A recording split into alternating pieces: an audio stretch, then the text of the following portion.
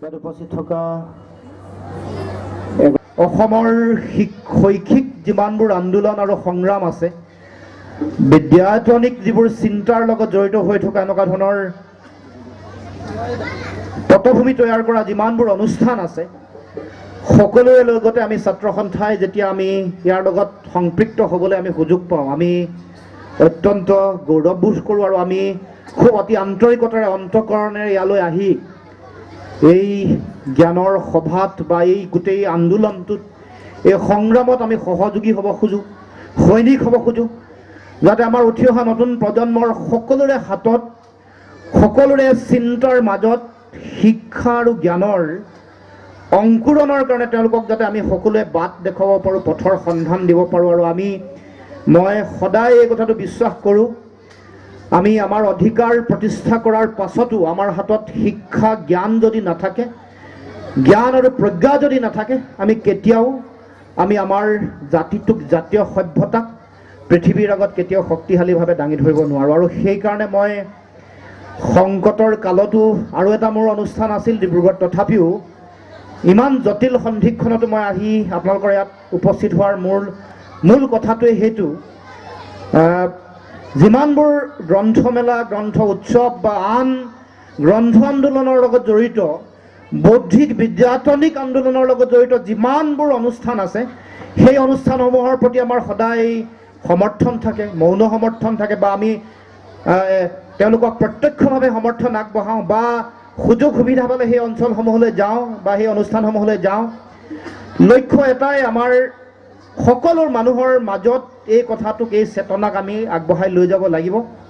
আৰু মই সদায় কওঁ যে আমাৰ যিদিনাখনে আমাৰ মানুহৰ মাজত, প্ৰতিগৰাকী অসমীয়া মানুহৰ ঘৰত যিদিনাখনে জ্ঞানৰ পূজা আৰম্ভ হ'ব, মন্দিৰ, মছজিদ, গীৰ্জাৰ পূজাৰ উপৰিও শিক্ষা আৰু জ্ঞানৰ পূজা, গাঁৱৰ ঘৰে ঘৰে জ্ঞানৰ বন্তি যিদিনাখনে জ্বলিব, সেইদিনাখনে আমাৰ যিবোৰ সমস্যা, আমাৰ সমস্যাবোৰৰ মূল কাৰণসমূহেই, মূল কাৰণ, সেই কাৰণটোৱে আমাৰ শিক্ষাহীনতা বা শিক্ষাৰ গভীৰতাই যে আমাৰ উঠি অহা নতুন প্ৰজন্মক, অসমৰ সমাজ জীৱনক যে চুব পৰা নাই, সেইকাৰণে আজি এই সমস্যা।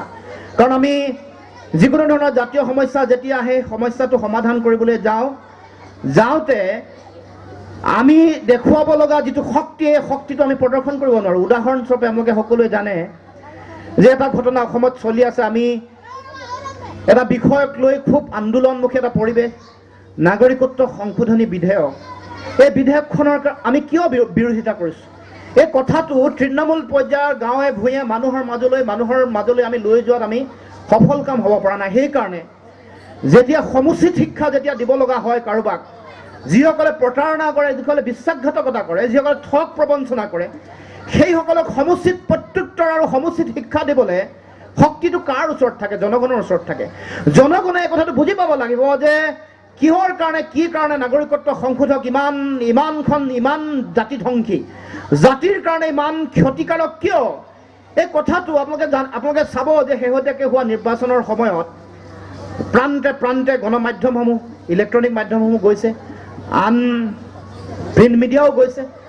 তেখেতসকল যাওঁতে কথাটো স্পষ্ট হৈছে যে ইয়াৰ ভয়াৱহতাৰ কথা ৰাইজে উপলব্ধি কৰিব পৰা নাই। এই কথাটো স্পষ্ট ৰূপত ধৰা পৰিছে। আৰু তাৰে বহিঃপ্ৰকাশ ঘটিছে পঞ্চায়তৰ নিৰ্বাচনত। মই বৈদ্যুতিন মাধ্যমৰ আগত কৈছিলোঁ যে ইয়াৰ স্পষ্ট প্ৰতিফলন হ'ব লাগে।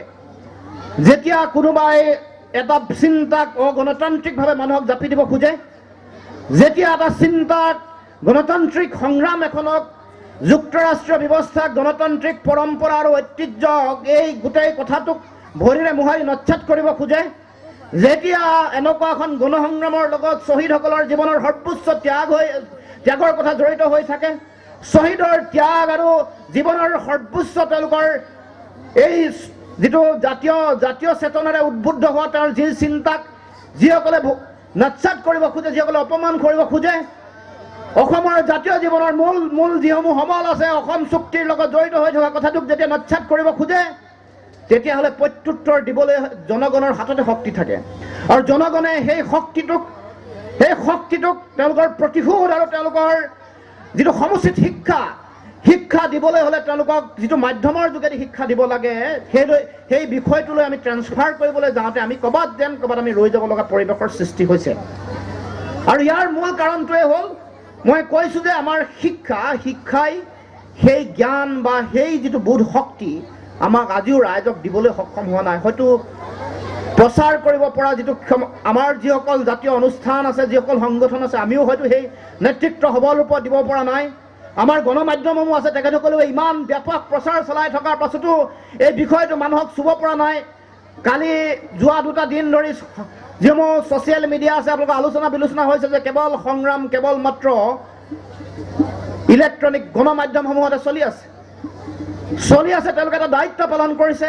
এই দায়িত্বটোৰ যোগেদি মানুহৰ মাজলৈ এই বাৰ্তা, এই চেতনাটো কিয় মানুহৰ মাজলৈ যোৱা নাই? এইটোৱে প্ৰশ্নৰ উত্তৰ এটাই যে আমি আমাৰ ৰাইজক জনগণক দিব লগা ভাল শিক্ষা আৰু ভাল তেখেতসকলৰ মাজলৈ যাব লগা যিটো জ্ঞানৰ যিটো চেতনা বা যিটো জ্ঞান লব্ধ এটা শিক্ষা ব্যৱস্থা, জ্ঞান নিৰ্ভৰ এটা শিক্ষা ব্যৱস্থা, বিশ্লেষণাত্মক চিন্তাৰে এটা সিদ্ধান্ত ল'ব পৰা, সমুচিত প্ৰচাৰকক বিশ্বাসঘাতকৰ দলক সমুচিত শিক্ষা দিব পৰা যিটো শক্তি, এই শক্তি আমাৰ শিক্ষা ব্যৱস্থাই, আমাৰ জ্ঞানে, আমাৰ চেতনাই কোনো উঠি অহা নতুন প্ৰজন্ম বা আমাৰ সামগ্ৰিকভাৱে সমাজ ব্যৱস্থাক দিব পৰা নাই। আৰু সেইকাৰণে মই কৈছোঁ, যিমানবোৰ অৰ্থনৈতিক অনগ্ৰসৰতা, সামাজিক চেতনাৰ যিটো হ'ব লগা যিটো পৰিৱেশ, বিভিন্ন ধৰণৰ সামাজিক বিষয়সমূহৰ প্ৰতি আমাৰ যুঁজ দিয়াৰ প্ৰৱণতা, সামাজিক সমস্যাসমূহ নিৰাময় কৰাৰ যিটো চিন্তা, আমাৰ সংস্কৃতিক ভালকৈ ৰখাৰ বাৰেৰহণীয়া কৃষ্টি সংস্কৃতিক বহিৰাগত অপসংস্কৃতিয়ে যাতে উৰুৱাই লৈ যাব নোৱাৰে,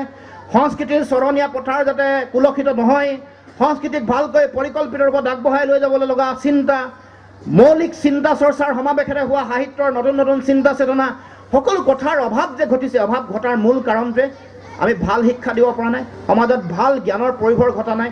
আৰু সেইকাৰণে আমাৰ অসমৰ আমাৰ সভ্যতাক, অসমীয়া নামৰ জাতিসত্তাটোক পৃথিৱীৰ আন সভ্যতা আৰু আন যিমানবোৰ উন্নত শক্তিশালী যিমান সমাজ ব্যৱস্থা আছে, জাতি আছে, তেওঁলোকৰ লগত যে আমিও আজিও প্ৰতিযোগিতাত পিছ পৰি আছোঁ। কাৰণ এটাই, বিজ্ঞান প্ৰযুক্তিবিদ্যাত আমি কিয় পিছ পৰি আছোঁ বুলি যদি কয়, তথ্য প্ৰযুক্তিবিদ্যাত যদি আমি কিয় পিছ পৰি আছোঁ বুলি কয়, আমাৰ কাৰণে যদি আমাৰ অৰ্থনীতিৰ ভেটি আজিলৈকে সুদৃঢ় কিয় কৰিব পৰা নাই, অসমৰ 8টাকৈ প্ৰাকৃতিক সম্পদত পৃথিৱীত একেলগে এটা জেগাত পঞ্জীভূত হৈ 8টাকৈ প্ৰাকৃতিক সম্পদ নাথাকে, অসমত থকাৰ পিছতো আমি কিয় আমাৰ মানুহৰ জীৱন ধাৰণৰ মানদণ্ড কিয় উন্নত কৰিব পৰা নাই? এই প্ৰশ্নসমূহৰ যদি আপোনালোকে উত্তৰ বিচাৰে, তেতিয়াহ'লে এটাই মাত্ৰ ইয়াৰ উত্তৰ, মই যিটো বিশ্বাস কৰোঁ ব্যক্তিগতভাৱে, আপোনালোকেও নিশ্চয় বিশ্বাস কৰিব মোৰ এইটো কথা, তাৰ মূল কাৰণটোৱে হ'ল আমাৰ শিক্ষাই আমাক দিব পৰা আমাৰ যিটো সক্ষমতা, মানুহক দিব পৰা যিটো সক্ষমতা, মানৱ সম্পদ হিচাপে গঢ়ি তুলিবলৈ লগা শিক্ষাৰ যিটো শক্তি, এই শক্তিক আমি পূৰ্ণাংগ ৰূপত আমি যিটো ট্ৰেন্সফাৰ কৰিব লাগে, এইটো কৰিব পৰা নাই। আৰু নোৱাৰাৰ কাৰণে আজি আমাৰ এই সমস্যাৰ সৃষ্টি হৈছে। আৰু সমাজত যিটো জ্ঞান সমৃদ্ধ এখন সমাজ যে প্ৰতিষ্ঠা কৰিব পৰা নাই, তাৰ কাৰণে সামাজিক বিভিন্ন ধৰণৰ সমস্যা, হত্যা, হিংসা, অন্ধবিশ্বাস, মানুহৰ মাজত কটা মৰা, মানুহৰ মাজত ভাতৃঘাতী সংঘৰ্ষ, জনগোষ্ঠীয় সংঘাত, ধৰ্মৰ নামত মানুহৰ মাজত ভুল বুজাবুজি, সাম্প্ৰদায়িকতাৰ পৰিৱেশ, সকলো কথাৰ মূল কথাটোৱে জড়িত হৈ আছে আমি আমাৰ যিটো শিক্ষাৰ যিটো মাহাত্ম্য, শিক্ষা বা জ্ঞানে গ্ৰন্থসমূহে দিয়া যিটো শক্তি, সেই শক্তিক আমি ভালকৈ আমি সঁচা অৰ্থত আমি প্ৰায়োগিক দিশত আমি আগবঢ়াই লৈ যাব পৰা নাই। আৰু সেইকাৰণে আজি ভাবোঁ যে যেনেকৈ যিবোৰ প্ৰান্তত এই গ্ৰন্থমেলা এনেকৈ প্ৰয়োভৰ ঘটিছে, গ্ৰন্থৰ লগত জড়িত হৈ থকা জ্ঞানৰ এটা যাত্ৰা বা শিক্ষা বা গ্ৰন্থৰ যিটো আন্দোলন, এই আন্দোলনে আচলতে সমাজত মই কোৱা কথাবোৰৰ সঁচাৰ্থতা অনাগত দিনত এটা পৰিৱেশৰ সৃষ্টি হ'ব। কলাৰ বিভিন্ন ধৰণৰ কলাৰ সমাহাৰ ঘটিছে, মানুহক ভাল মানুহ হৈ থাকিবলৈ, ভাল মানুহ হিচাপে জীয়াই থাকিবলৈ লগা কলাত্মক এটা যিটো পৰিৱেশ, আন যিমানবোৰ কলা আছে, কলা সংস্কৃতিৰ সমাহাৰ, এই সকলো কথাৰ কিন্তু আধাৰ শিক্ষা বা জ্ঞানে মানুহক দিব লাগিব। আৰু মই সেইকাৰণে মৰাণ গ্ৰন্থমেলা যিসকল উদ্যোক্তা ইয়াত অনুষ্ঠিত কৰিছে, তেখেতসকলৰ মই আন্তৰিক ধন্যবাদ জনাইছোঁ। আৰু এই গ্ৰন্থমেলাই মই ভাবোঁ যে এই অঞ্চলত এটা সাংঘাতিক এটা পৰিৱেশ মানুহৰ মাজত সৃষ্টি কৰিব। সকলোৱে এই গ্ৰন্থমেলালৈ আহিব। ইয়াৰ অন্তৰ্নিহিত যিটো লক্ষ্য, এই গ্ৰন্থ আন্দোলনৰ যিটো তেওঁলোকৰ মূল যিটো চিন্তা, এই চিন্তাৰ লগত সকলো একাত্ম হ'বৰ কাৰণে সুযোগ পাব। গতিকে মই সকলোলৈকে মই ধন্যবাদ জনাই কৃতজ্ঞতা জনাই আমি এটাই কথা মই ভাবোঁ আপোনালোক সকলোৱে এই কথাটোত সহমত হ'ব যে আমি জাতিৰ এই সংকটৰ কালত সমস্যাৰ কালত নাগৰিকত্ব সংশোধনী বিধেয়ক জাপি দিয়াৰ ঘটনা তাৰ লগে লগে আকৌ মানুহক প্ৰতাৰণা কৰি অসম চুক্তিৰ যোগেদি অসম চুক্তিৰ 6 নম্বৰ দফাত থকা সাংবিধানিক ৰক্ষা কৱচ নিৰ্বাচনৰ 3 মাহৰ আগত দিম বুলি এখন উচ্চ পৰ্যায়ৰ সমিতি গঢ়ি আমাক ৰামঠগন দিবৰ কাৰণে কৰা চিন্তা অহা কাইলৈ কেন্দ্ৰীয় চৰকাৰ গৃহ মন্ত্ৰণালয়ে দিব লগা ঘোষণা 6 জনগোষ্ঠীৰ জনজাতিকৰণ হ'ব বুলি দিব লগা পুনৰ এটা ৰামঠগন আৰু ৰাম প্ৰতাৰণাৰ কথা এই কথাবোৰ আপোনালোকে নিশ্চয়কৈ উপলব্ধি কৰিব। আজি এই গ্ৰন্থমেলাৰ মঞ্চত মই এটাই বিনম্ৰভাৱে আহ্বান জনাম যে এনেকুৱা ধৰণৰ ষড়যন্ত্ৰসমূহ এনেকুৱা ধৰণৰ কেন্দ্ৰীয় চৰকাৰৰ গণতান্ত্ৰিক আন্দোলনক ভৰিৰে মোহাৰি ফেচিষ্ট মানসিকতাৰে তেওঁলোকে এটা অগণতান্ত্ৰিক চিন্তা চেতনাক মানুহক দি দিয়াৰ যিটো কথা অসাংবিধানিক বিষয়সমূহ বেআইনী বিষয়সমূহ ন্যায়িক নোহোৱা কিছুমান বিষয় মানুহৰ মাজত জাপি দিবৰ কথা আৰু মানুহৰ অসমীয়া জাতীয় সত্তা ভৰিৰে মোহাৰি এটা পংগু জাতি সত্তাত পৰিণত কৰাৰ তেওঁলোকৰ যিটো ষড়যন্ত্ৰ এই ষড়যন্ত্ৰ আমি উফৰাই পঠিয়াব লাগিব। কাৰণ অসম আৰু উত্তৰ পূৰ্বাঞ্চলে আমি সদায় বাৰে বাৰে এনেকুৱা অন্যায়ৰ বলি হৈ আহিছোঁ। IMDTৰ নিচিনা ভাৰতবৰ্ষৰ আন প্ৰান্তত নোহোৱা এটা চিন্তা অসমতা অৰ্থাৎ আমি যদিও ভাৰতবৰ্ষৰ যুক্তৰাষ্ট্ৰীয় ব্যৱস্থাত আমি আছোঁ আমিও ফেডাৰেল ষ্ট্ৰাকচাৰ এখন ৰাজ্যৰ যদিও আমি আৱাসী ভাৰতবৰ্ষৰ অংগ ৰাজ্য বা আমাৰ ভাৰতবৰ্ষৰ বৃহত্তৰ সম্প্ৰদায়ৰ এটা অভিন্ন অংগ হিচাপে অসম আৰু উত্তৰ পূৰ্বাঞ্চলৰ মানুহক গণ্য নকৰে এই কথাটো তেওঁলোকে বাৰে বাৰে প্ৰমাণ দি আহিছে। সেইকাৰণে তেওঁলোকে নাগালেণ্ডৰ নিচিনা সেই সময়ৰ এটা মিজোৰামৰ এটা অঞ্চলত তেওঁলোকে বোমা বিস্ফোৰণ বোমা তেওঁলোকৰ নিজৰ মানুহৰ আগত ওপৰৰ পৰা তেওঁলোকে বোমা নিক্ষেপ কৰিছিল। নাগালেণ্ডৰ দৰে মানুহৰ ওপৰত তেওঁলোকে অবিচাৰ বিভিন্ন সময়ত কৰিছে। অসমৰ উত্তৰ পূৰ্বাঞ্চলত আপোনালোকে জানে যে আফা নামৰ এখন আইন ইয়াত দিছে ভাৰতবৰ্ষৰ কোনো প্ৰান্ততে নোহোৱা এখন আইন আমাক জাপি দিছে। তাৰ লগে লগে অসমত এটা সময়ত IMDT জাপি দিব খোজা হৈছিল। এইখন আইন যদিও সৰ্বভাৰতীয় আইন বুলি কোৱা হৈছে ইয়াত অসম আৰু উত্তৰ পূৰ্বাঞ্চলৰ বিদেশী নাগৰিকৰ পটভূমি একে নহয় এই কথা সকলোৱে জানে। ভাৰতবৰ্ষৰ আন ৰাজ্যৰ লগত অসমৰ বিদেশী নাগৰিকৰ সমস্যাৰ পটভূমি একে নহয় কাৰণ অসমে 1971 চনৰ 25 মাৰ্চলৈকে অহা বিদেশীৰ বোজা গ্ৰহণ কৰিছে। তাৰ পিছত সেইকাৰণে আৰু কোনো বিদেশীৰ বোজা আমি গ্ৰহণ কৰাৰ কোনো যুক্তি থাকিব নোৱাৰে। ভাৰতবৰ্ষৰ হৈ মানৱীয় দৃষ্টিভংগীৰে আন্তঃৰাষ্ট্ৰীয় সকলো চুক্তি সিদ্ধান্ত গ্ৰহণ কৰি অসমে ভাৰতবৰ্ষৰ হৈ এই বিদেশীৰ বোজা গ্ৰহণ কৰিছিল এটা পৰিস্থিতিত পৰি। কিন্তু সেই সময়ত ভাৰতবৰ্ষৰ কোনো ৰাজ্যই অসমৰ পৰা বিদেশীৰ বোজা আমি ভগাই লৈ যাম বুলি কোৱা নাছিল। আমাক জাতিটোক নিষেধ কৰিবৰ কাৰণে জাতিটোৰ ভাষা সাহিত্য সংস্কৃতি ৰাজনৈতিক অধিকাৰ কাহি বেলেগৰ হাতত অৰ্পণ কৰিবৰ কাৰণে তেওঁলোকে নিকৃষ্ট ৰাজনৈতিক ষড়যন্ত্ৰত তেওঁলোকে হাত উজান দিছে তেওঁলোকে আৰম্ভ কৰিছে। গতিকে এনেকুৱা ধৰণৰ কথা কোনো কাৰণতে গ্ৰহণীয় হ'ব নোৱাৰে। আপোনালোকে সকলোৱে এই এনেকুৱা ধৰণৰ ষড়যন্ত্ৰৰ বিৰুদ্ধে মাৰ বান্ধি থিয় দিব লাগিব আৰু আমিও বুজাই দিব লাগিব যে আমি 17 বাৰ বিদেশী শক্তি আক্ৰমণ কৰাৰ পাছত আমি বিদেশী শক্তিৰ ওচৰত আঁঠু লোৱা এটা জাতি আঁঠু নলৈ আমি মূৰ থিয় কৰি জীয়াই থকা এটা জাতি আছিলোঁ। 17 বাৰ বিদেশী শক্তিৰ আক্ৰমণৰ পিছতো অসমীয়া মানুহে ভাৰতীয় মানুহৰ স্বাভিমান গৌৰৱ অহংকাৰ সকলো জীয়াই ৰাখিছিল।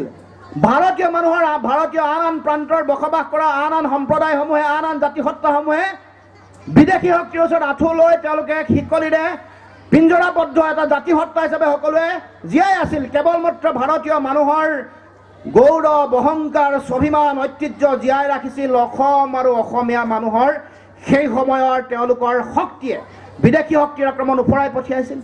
গতিকে আজিও ভাৰতীয় মানুহে যদিও আমাক স্বীকৃতি দিব নোখোজে স্বীকাৰ কৰিব নোখোজে তথাপিও আমি অনাগত দিনত তেওঁলোকক উচিত শিক্ষা দিব লাগিব। তেওঁলোকক ক'ব লাগিব যে আমি তোমালোকৰ গৌৰৱ আৰু স্বাভিমান আমি জীয়াই ৰাখিছিলোঁ আৰু সেই গৌৰৱ আৰু স্বাভিমান জীয়াই ৰখাৰ স্বীকৃতি তোমালোকে দিব লাগিব আৰু অন্যথা যদি নিদিয়া তেতিয়াহ'লে অনাগত দিনত ভয়াৱহ পৰিৱেশৰ সৃষ্টি হ'ব ভয়ংকৰ পৰিৱেশৰ সৃষ্টি হ'ব। তাৰ কাৰণে জগৰীয়া হ'ব তোমালোক। গতিকে অনাগত দিনত আমি সকলোৱে যাতে অসমীয়া জাতিসত্তাৰ আত্মপ্ৰতিষ্ঠাৰ সংগ্ৰামখন যাতে শক্তিশালী হয় গ্ৰন্থমেলাৰ যোগেদি যাতে আমাৰ উঠি অহা নতুন প্ৰজন্মৰ ছাত্ৰ ছাত্ৰী যুৱক যুৱতীসকলক যাতে গ্ৰন্থৰ যোগেদি জ্ঞান অন্বেষী এই যাত্ৰাত যাতে তেওঁলোকক নতুন নতুন বাটৰ সন্ধান দিয়া, নতুন জ্ঞানৰ সমলেৰে যাতে সকলো উজ্জীৱিত হৈ জ্ঞানৰ আলোকেৰে উঠি অহা নতুন প্ৰজন্ম যাতে আলোকিত হৈ যাতে সমগ্ৰ অসম আৰু উত্তৰ পূৰ্বাঞ্চল আলোকিত কৰিব পাৰে। অসমীয়া আইৰ সকলো ধৰণৰ বিষয়ে শিক্ষা, সাহিত্য, সংস্কৃতি, ৰাজনৈতিক অধিকাৰ সুৰক্ষিত কৰি জাতিসত্তাটোক যেতিয়ালৈকে পৃথিৱী থাকিব তেতিয়ালৈকে অসমীয়া জাতিসত্তা এটা নমৰা, নজহা, নপমা এটা জাতিসত্তাত যাতে পৰিণত কৰিব পাৰে। অসমীয়া জাতিসত্তাৰ গৌৰৱ উজ্জ্বল বিজয় নিচান যাতে নীলিমাখত উৰুৱাই ৰাখিব পাৰে, তাৰ কাৰণে সকলো যাতে প্ৰতিজ্ঞাবদ্ধ হয়, অংগীকাৰবদ্ধ হয়, তাকে মই কামনা কৰিছোঁ আৰু আশা ৰাখিম স্বৰ্গদেউ চাওলুং চুকাফাই গঠন কৰি থৈ ৰাজনৈতিকভাৱে আৰম্ভ কৰা এই জাতি গঠন প্ৰক্ৰিয়া তাৰ পৰৱৰ্তী পৰ্যায়ত শ্ৰীমন্ত শংকৰদেৱ মাধৱদেৱে প্ৰাণ প্ৰতিষ্ঠা কৰা এই অসমীয়া জাতিসত্তাই অনাগত দিনতো নিজৰ শিক্ষা, জ্ঞান, বুদ্ধি, প্ৰজ্ঞা, মনীষা, শিক্ষা, সংস্কৃতি, ভাষা, নিজৰ অধিকাৰ, নিজৰ অৰ্থনীতি সকলোৰে যোগেদি অনাগত দিনত পৃথিৱী থকালৈকে অসমীয়া জাতিসত্তাৰ গৌৰৱ উজ্জ্বল বিজয় নিচান নীলিমাকাশত সৰ্বকালৰ কাৰণে জিলিকি থাকিব। সৰ্বকালৰ কাৰণে আমি জাতিটোৱে আমাৰ নিজৰ সহ্য, বীৰ্য, ঐতিহ্য পৃথিৱীৰ মানুহৰ আগত সগৌৰৱে আমি সদম্ভে আমি জীয়াই ৰাখিবলৈ সক্ষম হ'ব পাৰিম। এইখিনিকে কৈ সেই আধাৰ এনেকুৱা ধৰণৰ অনুষ্ঠানসমূহে, গ্ৰন্থমেলাসমূহে উঠি অহা নতুন প্ৰজন্মৰ মাজলৈ লৈ যাব, এটা পৃষ্ঠভূমি দিব, তাকে আশা কৰি পুনৰবাৰ মৰাণ গ্ৰন্থমেলাৰ সমূহ কৰ্মকৰ্তা বিষয়ববীয়ালৈ মই অতি আন্তৰিকতাৰে ধন্যবাদ আৰু কৃতজ্ঞতা জনাই এনেকুৱা ধৰণৰ প্ৰচেষ্টা গাঁৱে ভূঞে চহৰে নগৰে প্ৰান্তে প্ৰান্তে সকলো প্ৰান্তত বিয়পাই দিবৰ কাৰণে তেওঁলোকলৈ আহ্বান জনাই আৰু আমিও ছাত্ৰ সন্থাই অনাগত দিনত এই এনেকুৱা ধৰণৰ সংগ্ৰাম, গ্ৰন্থ আন্দোলন, গণসংগ্ৰাম, এনেকুৱা ধৰণৰ জ্ঞানৰ আন্দোলনক আমি সমগ্ৰ অসমৰ বিভিন্ন প্ৰান্তত প্ৰচাৰ কৰিবৰ কাৰণে আমি চেষ্টা অব্যাহত ৰাখিম, তাকে জনাই মই মোৰ বক্তব্য সামৰণি মাৰিলোঁ। ধন্যবাদ। জয় অসম।